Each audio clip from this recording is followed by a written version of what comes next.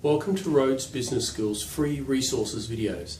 In this video, I'm going to give you a basic overview on how to develop a culture that positively embraces learning and development programs. The current buzzword from any employer lately seems to be continuous learning. But what does that mean for your organisation exactly? It's all well and good to have ongoing training programs and a variety of curricula for your employees to follow, but unless they are willing participants in the learning process, your success in implementing a culture that positively embraces training will be quite limited. If you really want to have success in establishing a culture that positively embraces training, you have to model the behaviour from the top down. First of all, as a manager, you should recognise the benefits in having a culture that truly embraces learning, as a workplace that does that will have employees that are easily adaptable, anticipate change, are more responsive to changes in the marketplace, become more goal-oriented and loyal, and finally, grow through innovation. This sounds really great. However, promoting this mindset can be easier said than done, particularly because the people in management may not be aware of exactly how to implement a culture that embraces learning, instead of simply telling employees they must take professional development courses. Dictating to employees does not work.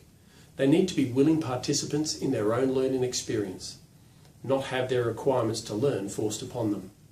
Therefore, to be effective, you need to ensure that training is encouraged at all levels in an organisation. Managers should be undertaking training on a regular basis as a personnel within their realm of responsibility. Training should also occur on a regular basis. It's through regular learning and training that all levels of an organisation can come to view their world a little bit differently and come to realise that working in an environment that emphasises continuous learning allows people to grow and become increasingly dynamic. This will, in turn, benefit the organisation as a whole. Employees who are encouraged to become dynamic, well-rounded members of an organisation will be the ones who are encouraged to be creative, to think and to embrace the learning that their management has encouraged them to take. The other benefit of adopting a global approach to learning and training is that employees may be inspired to reach new heights within their organisation. It's often said that we model the behaviour of those we are inspired by.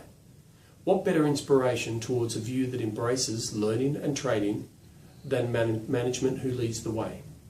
By seeing that management is also engaged in the training process, employees can't help but be inspired to embrace it themselves, as they will realise that it is not simply a trend that their managers are following blindly.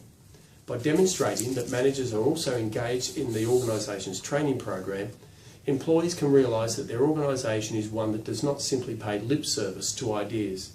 Employees will come to embrace the same ideas that their managers are, that training and learning are necessary components for the betterment of an organisation.